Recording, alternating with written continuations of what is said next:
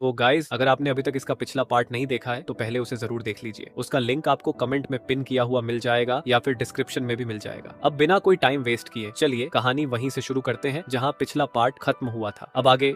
Thanks. मैंने बिना किसी एक्सप्रेशन के उसकी तरफ सिर हिलाया, फिर मुस्कुराते हुए यूकिनो तोंग की तरफ मुड़ा। मैं आगे जा रहा हूँ, तुम और प्रोफेसर जांग भी वापस चले जाना। गुड लक हस्बैंड, यूकिनो तोंग ने कहा, फिर हिम्मत जुटाकर सबके सामने मेरे गाल पर किस कर दिया, जैसे सबको साफ बता रही हो कि मैं सिर्फ उसका हूँ, अब कोई भी मुझसे कम्पीट नहीं कर सकता। इसके बाद होस्ट ने अनाउंसमेंट किया, अब फाइनेंस क्लास 2 के साटो का स्वागत करते हैं जो हमारे लिए cooking solo cherry blossom stained with ink प्रस्तुत करेंगे। होस्ट के अनाउंसमेंट होते ही पूरे क्राउड में हलचल मच गई। इस दौरान स्कूल फोरम पर मेरा नाम अनगिनत बार मेंशन हो चुका था। जो लोग फोरम फॉलो भी नहीं करते थे वे भी उस जूनियर स्टूडेंट के बारे में जानते थे जिसने स्कूल की गॉडेस टीचर यूकिनो तांग का दिल जीत लिया था। सातो कितना हैंडसम है। ये सातो है। 2 स्टाफ मेंबर्स जल्दी से मेरा गुक्वीन स्टेज पर लेकर आए। उनके पीछे हटते ही स्टेज की लाइट्स धीरे धीरे डिम हो गई। मैं कर्टन के पीछे से बाहर आया, गुक्वीन के सामने बैठ गया और जैसे ही बाकी सारी लाइट्स बंद हुई, एक स्पॉटलाइट सीधे मुझ पर आकर ठहर गई। मैंने अपने हाथ स्ट्रिंग्स पर रखे और पहली बार उन्हें छेड़ा। शुरुआत में ज्यादातर लोग सिर्फ मुझे देख रहे थे, लेकिन धीरे धीरे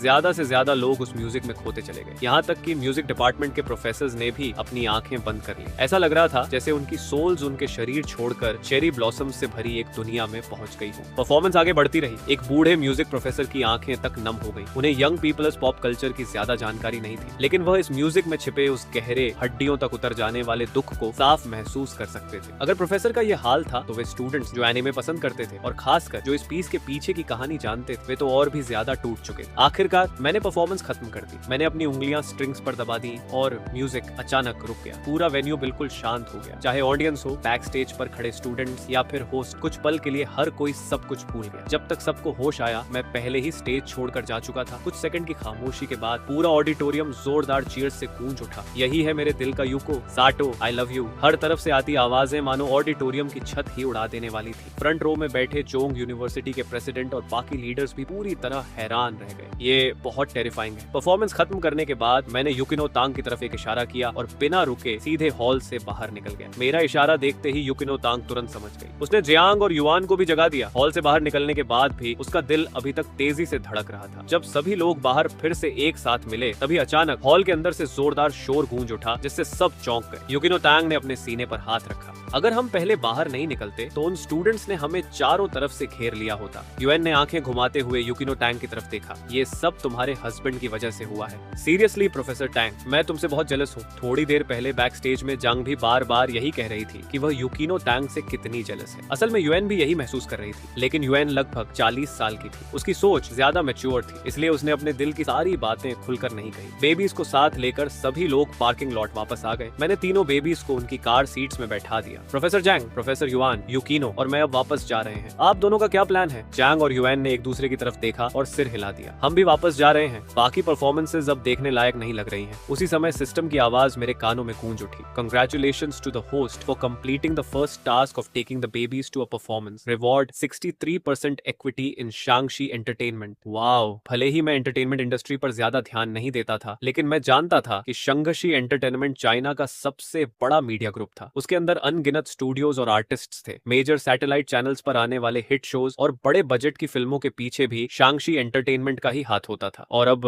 उसका 63% हिस्सा मेरा था। Husband, what is wrong? अभी जो हुआ उससे डर गए क्या? यूकिनो तांग ने चिंता से मेरी तरफ देखा। कुछ नहीं, मैंने गियर बदला और गाड़ी मोड़ दी। अंदर ही अंदर मैं बिल्कुल सुन्न पड़ चुका था। ये दौलत तो रुकने का नाम ही नहीं ले रही। जैसे ही मैं यूकिनो तांग को लेकर स्कूल से बाहर निकला मेरा फोन बज उठा। हेलो, इज दिस मिस्टर साटो? मैं ड्राइव कर रहा था, इसलिए यूकिनो टोंग ने फोन उठा लिया। मेरे हस्बैंड ड्राइव कर रहे हैं। आप कौन बोल रहे हैं? फोन के दूसरी तरफ से एक बेहद रिस्पेक्टफुल महिला की आवाज आई। ओह, मुझे माफ कीजिए मिसेस सातो। हेलो मैडम, मैं शेई सीईओ ऑफ शांगशी एंटरटेनमेंट बोल रही हूँ। शांगशी एंटरटेनमेंट? यूकिनो तांग ने हैरानी से मेरी तरफ देखा। हस्बैंड, कोई आदमी कॉल करके कह रहा है कि वो शंघशी एंटरटेनमेंट का सीईओ है। ये स्कैमर तो नहीं है? वाइफ, स्पीकर पर लगा दो। मेरी बात सुनकर दूसरी तरफ मौजूद शेई और भी ज्यादा नर्वस हो गई। सिर्फ आवाज सुनकर ही उसे समझ आ गया था कि चेयरमैन अभी काफी यंग है। उसका रवैया पहले से भी ज्यादा सम्मान भरा हो गया। हेलो चेयरमैन सतो, कंग्रेचुलेशंस, अब आप शंघशी एंटरटेनमेंट के सबसे बड़े शेयर होल्डर बन चुके हैं। मैं सिर्फ ये पूछना चाहता हूँ कि आगे कंपनी के लिए आपका क्या प्लान है, क्या कोई इंस्ट्रक्शंस है? मैंने शांत स्वर में जवाब दिया, कंपनी वैसे ही चलाओ जैसे चल रही है। फिर मैं यूकिनो टैंग की तरफ मुड़ा। वाइफ, तुम्हें किस तरह के शोज देखना पसंद है? उसने थोड़ा सोच कर कहा, बस वो रैंडम ड्रामास मत बनाना जिनमें एक्टिंगलेस आइडल्स हो, बाकी कुछ भी चलेगा। मैंने फोन की तरफ देखते हुए कहा, शे सुना तुमने, आगे से ज्यादा अच्छे ड्रामास बनाओ, फ्लो आइडल्स कम इस्तेमाल करो और ज्यादा पॉजिटिव एनर्जी वाले शोज बनाओ, समझ गए? यस यस चेयरमैन, हम आपकी हर इंस्ट्रक्शन फॉलो करेंगे। शे ने अपने माथे का ठंडा पसीना पोंछा। उसका दिल इतनी तेज धड़क रहा था कि जैसे सांस ही रुक जाएगी। ठीक है, मैं फोन रख रहा हूँ, टाइम मिला तो कंपनी विजिट करूंगा। मैंने कॉल डिस्कनेक्ट कर दी। यूकिनो टैंग मेरी तरफ घूरती रह गई। मेरा हस्बैंड सच में बहुत मिस्टीरियस है, किसी बड़े ग्रुप का चेयरमैन भी है। मेरी वाइफ अपनी चमकती हुई आंखों से लगातार मुझे देख रही थी। मैंने बेबसी से अपने होंठ खींच लिए। क्या हुआ, फिर से अपने हैंडसम हस्बैंड पर फिदा हो गई? यूकिनो टैंग अपनी सीरियस एक्सप्रेशन ज्यादा देर तक बनाए नहीं रख सकी और हंस पड़ी। लेकिन हंसने के बाद उसे अपने मन का एक सवाल याद आ गया। हस्बैंड, वो आदमी सच में शंघशी एंटरटेनमेंट का सीईओ था? मैंने पलक झपकाई। प्रोबेबली। शेयर्स तो मुझे सिस्टम ने दिए हैं, मैंने उस सीईओ से अभी तक सच में मुलाकात भी नहीं की है। तो फिर उसने तुम्हें चेयरमैन क्यों कहा? क्योंकि तुम शंघशी एंटरटेनमेंट के चेयरमैन हो। कुछ पल चुप रहने के बाद यूकिनो टैंग ने मुझे गौर से देखा। हस्बैंड, तुम कहीं किसी बहुत बड़े रिच मोगल के इलेजिटिमेट सन तो नहीं हो? मैं हल्का सा मुस्कुराया। मैं स्टॉक मार्केट में इन्वेस्ट करता रहा, शेयर्स खरीदे, उन्हें बेचा नहीं, धीरे धीरे करता गया और देखते देखते चेयरमैन बन गया। अगर मैं ऐसा कहूँ तो क्या तुम मानोगी? उसने मुझे तिरछी नजर से देखा। तुम्हें लगता है मैं इस बात पर बिलीव कर लूंगी? मैं यूनिवर्सिटी टीचर हूँ, याद है? मैंने कंधे उचकाए। ठीक है, तो फिर तुम्हें बेवकूफ बनाने के लिए कोई और रीजन सोचता हूँ। हस्बैंड, यूकिनो टैंग गुस्से से भर गई। अगर मैं उस समय कार ड्राइव नहीं कर रहा होता तो शायद वह मुझ पर झपट पड़ती। उसका एक्सप्रेशन देखकर मैं सीरियस हो गया। एक्चुअली मैंने शंघशी एंटरटेनमेंट के सबसे बड़े शेयर होल्डर से ये शेयर्स खरीद लिए थे। गल्प। यूकिनो टैंग ने घबराकर एक लंबी सांस निकल ली। भले ही उसे उसकी एग्जैक्ट वैल्यू नहीं पता थी, लेकिन वह जानती थी कि इतनी बड़ी कंपनी के शेयर्स की कीमत अनइमेजिनेबल होगी।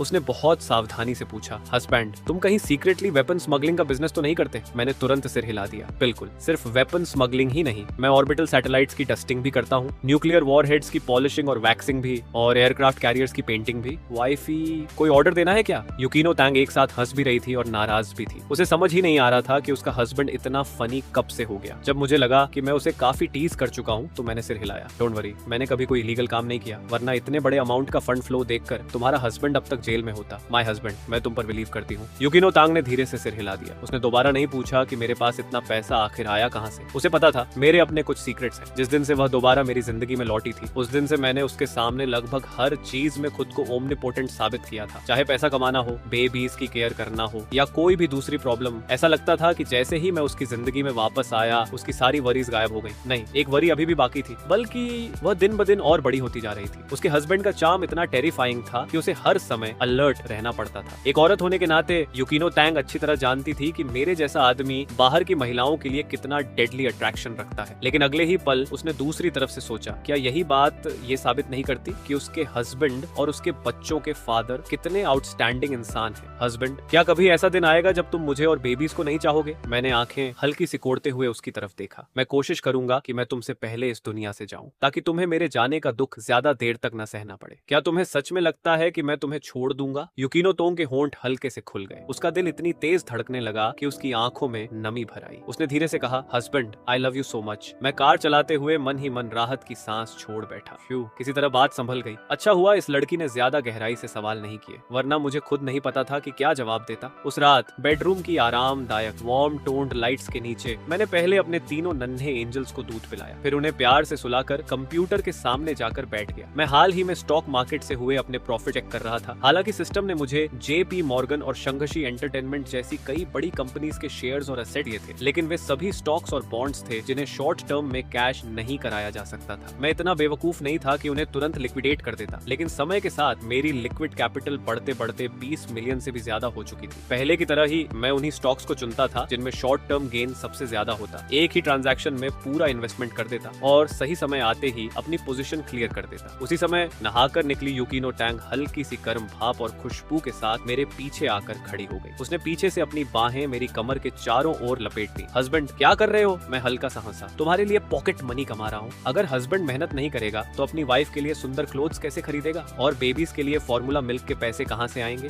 Thank you husband. Yukino Tang ने मेरे गाल पर हल्का सा किस किया और मुस्कुराकर पूछा, तो कितना कमा लिया? 20 मिलियन काफी है। जब समय आएगा जो चाहो खरीद लेना, बस कार्ड स्वाइप कर देना। मनी की चिंता मत करना। यूकिनो युकिनो तांग के होंठ हल्के से फड़क गए। अब उसे लगने लगा था कि उसे मेरे ऐसे कारनामों की आदत पड़ जानी चाहिए। इतनी बड़ी रकम सुनकर भी वह पहले जितनी शॉक नहीं हुई, लेकिन अगले ही पल उसने धीरे से मेरा शरीर अपनी तरफ घुमा दिया। अब मैं सीधे उसकी तरफ देख रहा था। Husband, do you like it? मेरी नजरें धीरे धीरे गहरी होती चली गई। युकिनो ने एक बेहद खूबसूरत पजामा सेट पहन रखा था। ये कब खरीदा? I love it.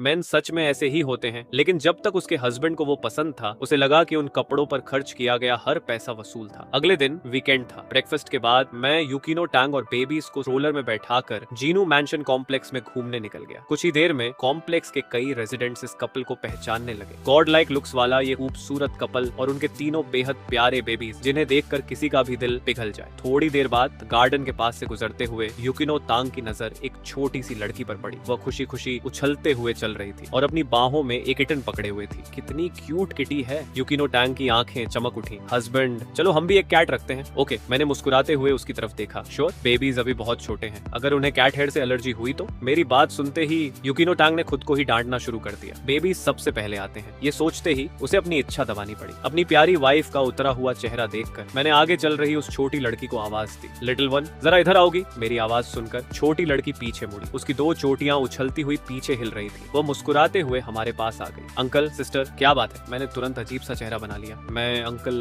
और ये सिस्टर, क्या हमारी उम्र में सच में इतना बड़ा फर्क दिखता है? मेरे बगल में खड़ी युकिनो टैंग जोर से हंस पड़ी। ऐसा लग रहा था कि 3 बच्चों की माँ बनने के बाद भी उस छोटी लड़की की नजर में वह अभी भी काफी यंग थी। छोटी लड़की ने अपनी जीभ बाहर निकाली। उसे शायद एहसास हो गया था कि उसने कुछ गलत कह दिया है। वह तुरंत मुस्कुराई और बोली, बिग ब्रदर, बिग सिस्टर, कितनी स्वीट बच्ची है। मैं मुस्कुराया और कहा, ऐसी बात है लिटिल वन, हमारे बेबीज अभी बहुत छोटे हैं। कुछ बेबीज को कैट्स और डॉग्स के बालों से एलर्जी हो जाती है, इसलिए मैं थोड़ी देर के लिए तुम्हारी कैट उधार लेना चाहता हूँ, ताकि हम चेक कर सकें कि हमारे बेबीज को एलर्जी तो नहीं है। अगर उन्हें एलर्जी नहीं हुई तो हम भी एक कैट खरीद कर पालेंगे। क्या तुम हमारी मदद करोगी? ऑफ कोर्स, छोटी लड़की ने बिना झिझक सिर हिलाया और किटन मेरी तरफ बढ़ा दिया। ओके बिग ब्रदर, दूदू बहुत वेल बिहेव्ड है, लेकिन फिर भी ध्यान रखना। Thank you little one. मैंने मुस्कुराकर किटन को अपनी बाहों में ले लिया। वह एक बेहद प्यारा सफेद किटन था। मैंने बहुत सावधानी से उसके पंजों को संभाला और उसे धीरे धीरे स्ट्रोलर में बैठे बेबीज के पास ले गया। मैं देखना चाहता था कि कहीं पेट हेयर से उन्हें कोई रिएक्शन तो नहीं होता। जैसे ही सबसे बड़े बेबी ने किटन को देखा, उसने उत्सुकता से अपना छोटा सा हाथ उसकी तरफ बढ़ा दिया। लग रहा था कि उसे यह प्यारा सा जानवर बहुत पसंद आया है। मैंने तुरंत किटन को थोड़ा पीछे कर लिया। कुछ देर तक ध्यान से ऑब्जर्व करने के बाद मुझे बेबीज में छींकने या एलर्जी का कोई भी लक्षण दिखाई नहीं दिया। फिर मैंने सावधानी से तीनों बेबीज को किटन के मुलायम फर को छूने दिया। कुछ देर और ऑब्जर्व करने के बाद जब उनकी स्किन पर कहीं भी रेडनेस नहीं दिखी, तो मैंने किटन वापस उस छोटी लड़की को लौटा दिया। बहुत बढ़िया, लगता है बेबीज को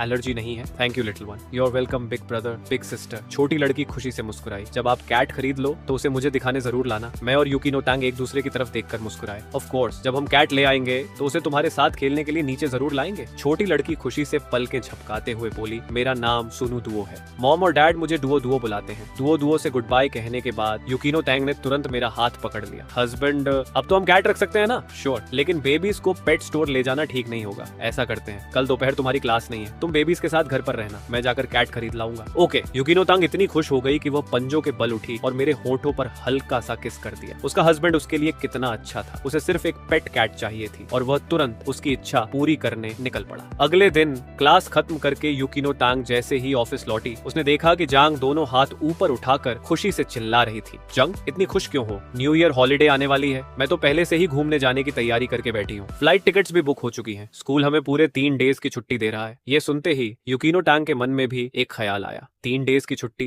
क्या वह अपने हस्बैंड और बेबीज के साथ कहीं घूमने जा सकती है? बेबीज अब लगभग 4 मंथ्स के हो चुके थे, लेकिन 4 महीने के बेबीज प्लेन में ट्रैवल नहीं कर सकते थे और अगर कहीं जाना भी होता तो साटो को आरवी चलाकर ही जाना पड़ता, इसलिए लंबी दूरी की ट्रिप का सवाल ही नहीं उठता था। उस रात जब युकिनो ने मुझे घूमने जाने का आइडिया बताया तो मुझे भी वह पसंद आया। ये आइडिया बुरा नहीं है। तुम कहाँ जाना चाहती हो? युकिनो टांग ने मुस्कुराकर कहा, पास की किसी जगह चलना ही काफी है। अगर बहुत दूर गए तो सारा समय रास्ते में ही निकल जाएगा। इतना कह ही रही थी कि उसका फोन बज उठा। उसने फोन निकाला। स्क्रीन पर नाम देखते ही उसके चेहरे पर खुशी की हल्की सी मुस्कान आ गई। हेलो यान, क्या तुम वापस कंट्री आ गई? मुझे लगा था कि तुम तो अपना करियर अब्रॉड ही बनाओगी। न्यू ईयर ब्रेक में मुझसे मिलने आ रही हो? इतना कहकर युकिनो टोंग ने हल्की झिझक के साथ मेरी तरफ देखा। वह अपने हस्बैंड और बेबीज के साथ ट्रिप पर जाना चाहती थी, लेकिन अब लग रहा था कि उसकी प्लानिंग बदलने वाली है। मैंने उसकी बेबसी समझ ली। युकिनो टांग ने मुझे एक बेपरवाह सी नजर से देखा। तभी उसने फोन पर कहा, मैं शंघाई में हूँ, तुम कल आ रही हो? ठीक है, मैं तुम्हें एयरपोर्ट से पिक कर लूंगी। फोन रखने के बाद युकिनो युकिनो टैंग मुस्कुराते हुए मेरे पास आकर बोली, हस्बैंड, जब मैं अब्रॉड पढ़ रही थी तब मेरी सबसे अच्छी फ्रेंड, जो मेरी रूममेट भी थी और मेरी तरह इंटरनेशनल स्टूडेंट थी, मुझसे मिलने आ रही है। मैंने कंधे उचकाते हुए कहा, ठीक है, न्यू ईयर हॉलीडे में अपनी फ्रेंड के साथ समय बिताना, अपने हस्बैंड की चिंता मत करो। युकिनो तांग ने अपराध बोध से मेरी तरफ देखा। सॉरी हस्बैंड, मैं तो ओरिजिनली तुम्हारे साथ ट्रैवल करना चाहती थी। मुझे बिल्कुल उम्मीद नहीं थी कि मेरी बेस्ट फ्रेंड अचानक देश वापस आ जाएगी और मुझसे मिलना चाहेगी। मैं मुस्कुराया। शुरुआत में बाहर घूमने का आइडिया भी तुम्हारा ही था, है ना? वैसे भी तुम मुझे हर दिन देखती हो, हमारे पास साथ समय बिताने के बहुत मौके हैं। युकिनो तांग ने सिर हिलाया। लगता है तुम सही कह रहे हो हस्बैंड, तुम्हारे जैसा हस्बैंड होना सच में बहुत अच्छी बात है। तुम इतने अंडरस्टैंडिंग कैसे हो सकते हो? Love you. ये कहकर उसने मुझे किस किया। अगली सुबह ठीक 10 बजे मैं युकिनो टैंग और तीनों बेबीज को लेकर एयरपोर्ट पहुंचा। रास्ते में युकिनो टैंग ने मेरी तरफ देखकर कहा, हस्बैंड, तुम्हें पता है उसका पूरा नाम सुक्किंग यान है। जब मैं यूनिवर्सिटी ऑफ म्यूनिक में पढ़ रही थी तब शुरुआत में वही मेरी सबसे ज्यादा केयर करती थी। वह बहुत कैपेबल है और मुझसे पहले अब्रॉड पढ़ने गई थी। जब मैं पहली बार म्यूनिक पहुंची थी तब मुझे वहां की किसी चीज की जानकारी नहीं थी। अपार्टमेंट में सीनियर होने की वजह से उसी ने शुरुआती दिनों में मेरी बहुत मदद की थी। बाद में यान ग्रेजुएट हो गई और अपना करियर बनाने के लिए न्यूयॉर्क चली गई। उसने कहा था कि वह वहीं अपना फ्यूचर बनाना चाहती है। मुझे उम्मीद नहीं थी कि वह अब वापस आ जाएगी। मैंने कहा, वापस आना अच्छी बात है, आखिर अरियाना ही ग्लोबल इकोनॉमिक डेवलपमेंट का इंजन है। आज के समय में प्रोस्पेक्ट्स और जॉब अपॉर्चुनिटीज की बात करें तो हमारा डोमेस्टिक मार्केट विदेशों से कहीं बेहतर है, और बाकी चीजों को छोड़ भी दें तो यहाँ का लिविंग एनवायरनमेंट और सेफ्टी कंडीशंस भी वहाँ के मुकाबले बहुत अच्छे हैं। अब्रॉड में रह चुकी युकिनो टैंग मेरी बात से पूरी तरह सहमत थी। कुछ ही देर बाद हम बेबीज के साथ होंगचो एयरपोर्ट पहुंच गए। जैसे ही हम पहुंचे उसी समय युकिनो टैंग का फोन बज उठा। हेलो यान, तुम कहाँ हो? दूसरी तरफ से आवाज आई, मैं एयरपोर्ट पर ही हूँ, लेकिन तुम दिखाई क्यों नहीं दे रही? मैं अभी प्लेन से उतरी हूँ, थोड़ी ही देर में टर्मिनल से बाहर आ जाऊंगी, बस थोड़ा इंतजार करो, फिर मिलते हैं। मुझे मिस किया? सुक्विंग यान ने हंसते हुए कहा। युकिनो तांग भी मुस्कुराई। ठीक है, मैं एयरपोर्ट के बाहर वाले प्लाजा में तुम्हारा इंतजार करती हूँ। फोन रखने के बाद इतने लंबे समय बाद अपनी अच्छी दोस्त से मिलने की सोचकर युकिनो टैंग के चेहरे पर साफ एक्साइटमेंट दिखाई दे रही थी। ज्यादा देर नहीं हुई कि उसने एक फैशनेबल कपड़े पहनी हुई महिला को अपनी सूटकेस खींचते हुए आते देखा। उसने हल्के हरे रंग का टॉप और नीली जीन्स पहन रखी थी। उसके खूबसूरत चेहरे पर हल्का सा फाउंडेशन था। वह सेक्सी, ब्यूटीफुल, डिग्निफाइड और बिल्कुल नेचुरल लग रही थी। आखिर वह उसकी वाइफ की यूनिवर्सिटी रूममेट, इसलिए उसकी लुक्स भी निश्चित रूप से हाई टियर थी। जैसे ही सुक्किंग यान ने युकिनो को हाथ हिलाते हुए देखा, उसकी आंखें चमक उठी और उसने अपनी चाल तेज कर दी। उसी समय उसकी नजर ड्राइवर सीट पर बैठे मुंह पर पड़ी। नॉट बैड युकिनो, तुम्हारा तो बॉयफ्रेंड भी है। सुक्चिंग यान ने मुझे ऊपर से नीचे तक देखा और मन ही मन हैरान रह गई। यह आदमी इतना हैंडसम है कि दुनिया भर घूम चुकी मैं भी इसे देखकर हैरान हुए बिना नहीं रह सकती। सच में तुम्हें इतना हैंडसम बॉयफ्रेंड मिल गया? युकिनो टैंग मुस्कुराई। ये मेरा हस्बैंड है, हमारी शादी हो चुकी है। ये सुनते ही सुक्किंग यान और भी ज्यादा शॉक्ड हो गई। क्या तुम्हारी शादी हो गई? युकिनो, तुमने मुझे बताया तक नहीं। अगर मैं वापस नहीं भी आ पाती तब भी तुम्हारे लिए वेडिंग गिफ्ट जरूर भेजती। क्या अब तुम मुझे अपनी बड़ी बहन मानना छोड़ चुकी हो? युकिनो टैंग ने तुरंत सिर हिलाया। ऐसी बात बिल्कुल नहीं है, पहले कार में बैठो, फिर आराम से बात करेंगे। सुक्विंग यान ने पीछे का दरवाजा खोला, लेकिन जैसे ही उसकी नजर कार सीट में बैठे तीनों बेबीज पर पड़ी, उसने शौक में अपना मुंह ढक लिया। बच्चे? तुम्हारे बच्चे हैं? और ट्रिपलेट्स? युकिनो तांग ने गर्व से मुस्कुराते हुए कहा, हाँ ट्रिपलेट्स। बाकी बातों में वह शायद सिस्टर यान से मुकाबला नहीं कर सकती थी, क्योंकि हमेशा उसी ने उसकी केयर की थी, लेकिन शादी और बच्चों के मामले में वह सिस्टर यान से कहीं आगे थी। बेबीज की वजह से सुक्किंग यान बहुत सावधानी से कार में बैठी और आश्चर्य से उन तीनों छोटे छोटे बच्चों को देखने लगी। उसे हमेशा से छोटे बच्चे बहुत पसंद थे, लेकिन इस समय युकिनो टैंग के तीनों बेबीज को देखकर उसके दिल का सबसे नरम हिस्सा जैसे छू लिया गया। उसी समय मैंने फैल करते हुए कहा, हेलो, मेरा नाम सातो है, मैं युकिनो का हस्बैंड हूँ। सुक्चिंग यान मुस्कुराई। हेलो हैंडसम, मेरा नाम सू चिंगन है। जब तुम्हारी वाइफ म्यूनिक में पढ़ती थी तब मैं उसकी बड़ी बहन जैसी थी। मैं थोड़ा हैरान हुआ, तो फिर क्या मुझे भी आपको बड़ी बहन कहना चाहिए? मेरे सवाल पर मुझे खुद थोड़ा आश्चर्य हुआ। आमतौर पर जवान लड़कियां खुद को बड़ी बहन कहलाना पसंद नहीं करती, क्योंकि इससे वे खुद को उम्र दराज महसूस करती हैं। लेकिन सुचिंगन बिल्कुल अलग थी। उसमें उन लोगों वाली कोई बनावटी आदत नहीं थी जो हमेशा खुद को 18 साल की बताते रहते हैं। मैं हंस पड़ा। ठीक है फिर, बड़ी बहन, आज किसे दफनाने जा रहे हैं? मैंने मजाक में कहा। सुचिंगन बिना झिझक बोली, उन बेईमान कैपिटलिस्ट्स को। उसकी यह बात सुनकर मैं और युकिनो तांग दोनों एक दूसरे को देखने लगे। इतना तो साफ था कि उसे कैपिटलिज्म से बहुत ज्यादा नफरत थी। घर वापस जाते समय युकिनो टांग ने उत्सुकता से पूछा, यान, अभी तुमने ऐसा क्यों कहा था? सुचिंगन ने होंठ फुलाते हुए कहा, मत पूछो। कुछ साल पहले मैं न्यूयॉर्क गई थी। बाद में मुझे वॉल स्ट्रीट के एक बैंक में जॉब मिल गई। इनकम तो अच्छी थी, लेकिन युकिनो, अच्छा हुआ कि जब मैंने तुम्हें मेरे साथ आने के लिए कहा था तब तुम चाइना वापस आकर मास्टर्स करने का फैसला कर लिया। वहां की जिंदगी सच में बहुत बुरी थी। ये कहते समय सू चिंगन के चेहरे पर गुस्से की झलक साफ दिखाई दे रही थी। युकिनो तांग ने चिंता से पूछा, क्या हुआ? हमारी बड़ी बहन को इतना गुस्सा किसने दिलाया? मैंने भी कहा, हो सकता है मैं ज्यादा मदद न कर पाऊं, लेकिन तुम हमें बता सकती हो। सब कुछ अपने अंदर मत रखो। सू चिंगन चिंगन ने गहरी सांस ली। हर तरह का डिस्क्रिमिनेशन था, सिर्फ इसलिए क्योंकि मैं यांग सी से हूँ और ऊपर से मैं एक वुमन भी हूँ, यानी डबल डिस्क्रिमिनेशन। तुम्हें अंदाजा भी नहीं है कि वहाँ का काम कितना मुश्किल था। मैंने गाड़ी चलाते हुए कैजुअली पूछा, तुम किस इन्वेस्टमेंट बैंक में काम करती थी? सुचिंगन ने जवाब दिया, JP मॉर्गन। उसका जवाब सुनते ही मैंने अचानक ब्रेक लगा दिए। ची,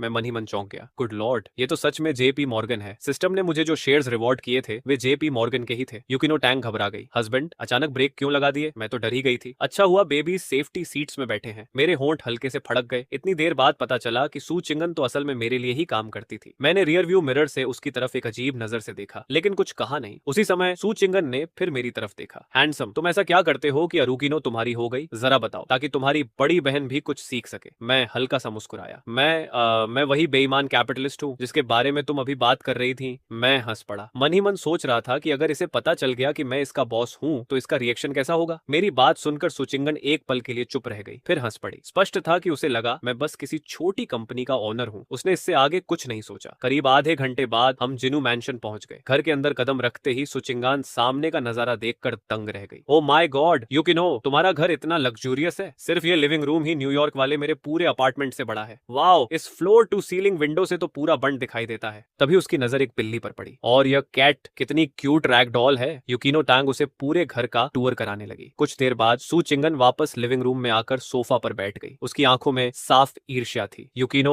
तुम्हारी जिंदगी सच में बहुत एनवी करने लायक है। यूकिनो तंग मुस्कुराई। ये सब साटो ने किया है, इसका मुझसे कोई लेना देना नहीं। मुझ में इतनी एबिलिटी नहीं है। मैं मुस्कुराकर बोला, मेरा जो कुछ भी है वह तुम्हारा भी है। फिर तुम और मैं अलग कैसे हुए? यूकिनो टैंग ने शर्माते हुए कहा, तुम भी ना। मैं तीनों बेबीज को मास्टर बेडरूम के बेड पर सुलाकर बाहर आया और मुस्कुराकर बोला, ठीक है, तुम दोनों आराम से बातें करो, मैं जाकर खाना बनाता हूँ। फिर मैंने सुचिंगन से पूछा, वैसे बड़ी बहन, खाने में कोई डाइटरी रिस्ट्रिक्शंस या प्रेफरेंसेस हैं? वह मुस्कुराई, नहीं हैंडसम, कुछ भी चलेगा। मैं किचन की तरफ चला गया। जैसे ही मैं किचन में गया, सू चिंगन ने तुरंत यूकिनो टैंग का हाथ पकड़ लिया। यूकिनो, क्या तुम्हारा हस्बैंड घर पर खाना भी बनाता है? यूकिनो टैंग मुस्कुराई, साटो का खाना बहुत डिलिशियस होता है, मिशेलिन स्टार्ड रेस्टोरेंट से भी बेहतर। उसने मेरा प्लेट इतना स्पॉइल कर दिया है कि अब मैं बाहर का खाना खा ही नहीं पाती। यह सुनते ही सू चिंगन बेबस होकर सोफा की बैक रेस्ट से टिक गई। यूकिनो, तुम्हें ऐसा डिवाइन हस्बैंड आखिर मिला कहां से? मेरे लिए भी एक ढूंढ दो। वह फिर शिकायत करने लगी, तुम्हें नहीं पता कि विदेश में मेरे साथ क्या क्या हुआ। एक आदमी मुझे डिनर पर ले गया और बाद में मुझे अपने घर चलने के लिए कहने लगा ताकि मुझे अपनी कैट के बैक फ्लिप्स दिखा सके। ये कहते कहते सू चिंगन इतनी गुस्सा हो गई कि उसका मन गालियां देने का करने लगा। यूकिनो तांग ने पूछा, यन, इस बार वापस आने के बाद तुम्हारा क्या प्लान है? क्या तुम लंबे समय तक यहीं रहने वाली हो? यहीं रुक जाओ ना, फिर हम अक्सर मिल सकेंगे। सू चिंगन ने हल्का सा भौहें सिकोड़ ली। अभी मैंने कुछ तय नहीं किया है। तुम जानती हो मैंने बिजनेस मैनेजमेंट पढ़ा है। ऐसी डिग्री लेकर सीधे किसी बड़ी कंपनी में जाना आसान नहीं है। शायद पहले किसी छोटी कंपनी में जाना पड़े। यूकिनो तांग ने सिर हिलाया। छोटी कंपनीज शायद ही प्रोफेशनल मैनेजमेंट टैलेंट को हायर करती हैं। ज्यादातर फाउंडर्स खुद ही कंपनी चलाते हैं। सू चिंगन मुस्कुराई, बड़ी कंपनी की बात बाद में देखेंगे, पहले कुछ दिन आराम से एंजॉय करती हूँ। इस न्यू ईयर में तुम्हें मेरी अच्छी तरह हॉस्पिटैलिटी करनी होगी। छुट्टियों में उन बुरी बातों के बारे में नहीं सोचेंगे। कुछ ही देर बाद मैंने एक सम्पचुअस लंच तैयार कर दिया। डाइनिंग टेबल पर रखे इतने सारे डिशेस देखकर सू चिंगन की आंखें चमक उठी। इतना शानदार खाना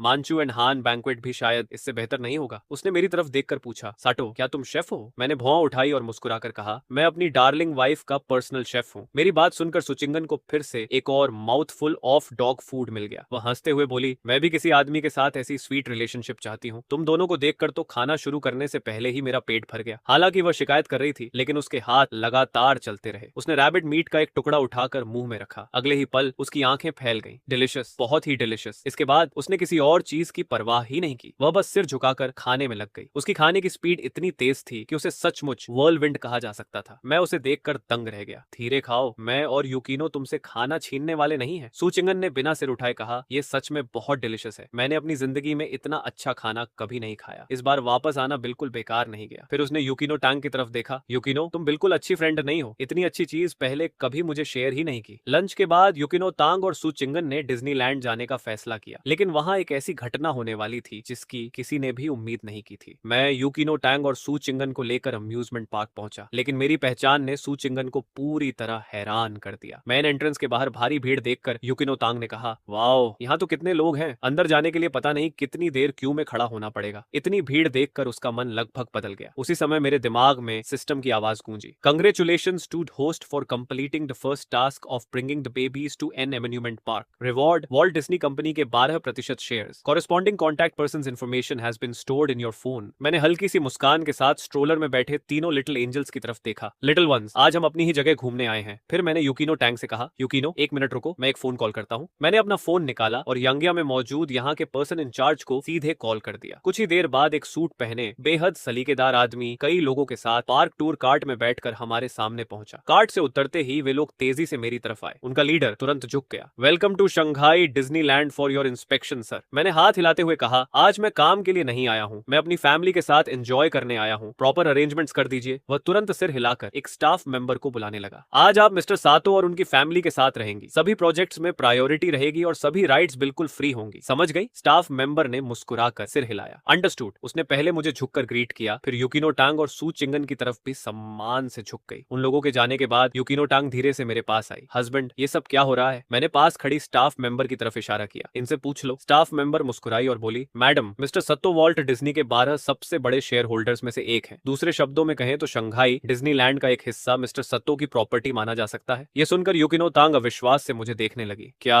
ये सच है? हस्बैंड, तुम तो कमाल हो, आज हम अपने ही घर में घूम रहे हैं। मैं मुस्कुराया। जाओ आराम से एंजॉय करो, न किसी क्यू में लगना पड़ेगा, न कोई पैसे खर्च होंगे, जितना मन करे उतना खेलो। इतना कहकर मैंने प्यार से यूकिनो टैंग के माथे पर किस किया। ये देखकर सू चिंगन को फिर से एक और mouth full of dog food मिल गया। उसने हैरानी से पूछा, यूकिनो, तुम्हारा हस्बैंड आखिर है कौन? यूकिनो टैंग ने बेबस होकर सिर हिलाया। मुझे भी नहीं पता, मुझे सिर्फ इतना पता था कि साटो बहुत रिच है, लेकिन मुझे ये नहीं पता था कि वह डिज्नी के शेयर होल्डर भी हैं। सुचिंगन ने गहरी सांस ली। इसे सिर्फ रिच कहना बहुत छोटा शब्द होगा। वह न्यूयॉर्क में काफी समय तक काम कर चुकी थी, इसलिए कैपिटल वर्ल्ड को यूकिनो टैंग से कहीं बेहतर समझती थी। उसे अच्छी तरह पता था कि डिज्नी का शेयर होल्डर होने का क्या मतलब होता है। अगर वह 12 बड़े शेयर होल्डर्स में सबसे कम शेयर्स रखने वाले व्यक्ति भी हों, तब भी उनकी एसेट्स 10 अरब RMB से कम नहीं हो सकती थी। उसी समय यूकिनो टैंग ने कहा, और साटो ने पहले मुझे यह भी बताया था कि वह शंक्षी एंटरटेनमेंट के लार्जेस्ट शेयर होल्डर भी हैं। यह सुनते ही सुचिंगन के मुंह में मौजूद मिल्क टी बाहर निकल गई। उसने यूकिनो तांग को अजीब नजरों से देखा और आखिर में गहरी सांस लेकर बोली, तो तुम सचमुच एक वेल्थी सोशलाइट बन गई हो? यूकिनो तांग तुरंत शर्मा गई। क्या सोशलाइट? बेकार की बातें मत करो। उसने हंसते हुए सू चिंगन की बाह पर हल्का सा थपथपाया, लेकिन उसके होठों पर मुस्कान साफ दिखाई दे रही थी। उसे इस बात से कोई फर्क नहीं पड़ता था कि लोग उसे वेल्थी सोशलाइट कहें या नहीं। सुचिंगन ने सिर हिलाया। नो वे, मुझे बिल्कुल उम्मीद नहीं थी कि तुम्हारे घर में सचमुच सोने की खान छिपी होगी। इनकार मत करो, तुम्हारी शादी हो चुकी है। अगर तुम्हारे हस्बैंड के पास गोल्ड माइन है तो उसका मतलब तुम्हारे पास भी गोल्ड माइन है। आज मैं अमीरों से पूरा फायदा उठाने वाली हूँ। ये कहकर उसने यूकिनो टैंग का हाथ पकड़ लिया और अगले राइड की तरफ तेजी से चल पड़ी। मैंने अपने पीछे चल रही स्टाफ मेंबर की तरफ देखा। मेरे पीछे आने की जरूरत नहीं है, मेरी वाइफ के साथ रहो। मैं यहाँ की राइड्स नहीं खेलूंगा। जब तक वे खुश हैं, मेरे लिए वही काफी है। स्टाफ मेंबर ने सिर हिलाया, लेकिन उसके चेहरे पर हल्की सी निराशा दिखाई दी। वह मन ही मन उम्मीद कर रही थी कि शायद इस बेहद हैंडसम साटो के साथ उसका थोड़ा बहुत संपर्क पड़ जाए, लेकिन अब उसे समझ आ गया था कि वह सिर्फ एक अगली डकलिंग है जो कभी व्हाइट स्वॉन नहीं बन सकी। न्यू ईयर्स डे होने की वजह से डिज्नीलैंड में इतनी भीड़ थी कि वहां लगभग पैर रखने की भी जगह नहीं थी। लगभग हर एंटरटेनमेंट प्रोजेक्ट के बाहर लंबी लंबी क्यूज लगी हुई थी, लेकिन हमारा ग्रुप इसका अपवाद था। मेरी नई आइडेंटिटी और पार्क द्वारा स्पेशली अरेंज किए गए गाइड की वजह से यूकिनो तांग और सुचिंगन को किसी भी राइड के लिए आधा घंटा या 1 घंटा इंतजार नहीं करना पड़ रहा था। जहां बाकी गेस्ट्स लंबी लाइन में खड़े थे, वहीं स्टाफ उन्हें सीधे सबसे आगे ले जाती थी। लंबी क्यू में खड़े लोग ये देखकर अंदर ही अंदर असहज महसूस करने लगे। भीड़ में खड़ी एक छोटी लड़की ने अपनी माँ से पूछा, मॉम, उन दोनों सिस्टर्स को क्यू में क्यों नहीं लगना पड़ रहा? माँ के चेहरे पर शर्मिंदगी की हल्की सी झलक दिखाई दी। कुछ देर बाद यूकिनो टैंग और सू चिंगन कई राइड्स खेलकर वापस लौट आई। यूकिनो टैंग ने मुझे बच्चों के साथ बैठा देखा और तुरंत अपराध बोध महसूस करने लगी। वह मेरे पास आई और बोली, हस्बैंड, तुमने बहुत मेहनत की, अब बेबीज मुझे दे दो। पूरे समय मैं तीनों बच्चों के साथ चेयर पर बैठा उनका ध्यान रख रहा था। उसे देखकर यूकिनो टैंग के चेहरे की सारी एक्साइटमेंट धीरे धीरे शांत हो गई। मैं मुस्कुराया और प्यार से कहा, क्या कह रही हो पगली? आज का दिन सिर्फ तुम्हें खुश करने के लिए है।